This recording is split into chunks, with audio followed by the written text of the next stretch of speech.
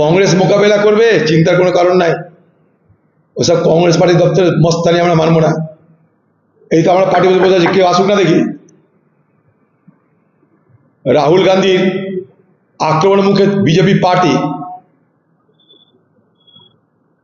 আজকে কোনো জবাব দিতে না পেরে উল্টে বদনাম করছে। রাহুল গান্ধী কাউকে গাল দিয়েছে? কাউকে কিছু বলেছে? খালি বিকৃত করা হচ্ছে এগুলো। রাহুল গান্ধী কি বলছে সেটা জানার চেষ্টা না করে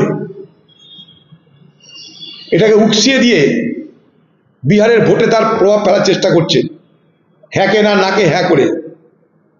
আমি প্রদেশ কংগ্রেস দপ্তরে যারা যায় তাদেরকে বলবো, পাহারার ব্যবস্থা করুন। আর যে মস্তান বিজেপির এইসব করেছে তাদেরকে পুলিশ গ্রেপ্তার না করা পর্যন্ত কলকাতার বুকে আন্দোলন চলতে থাক।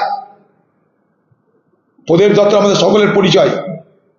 প্রদেশ দপ্তর পশ্চিমবঙ্গের কংগ্রেস কর্মীদের অস্তিত্বের ঠিকানা, আমাদের পরিচয়ের ঠিকানা, আমাদের সংগ্রামের ঠিকানা, আমাদের রাজনীতির ঠিকানা।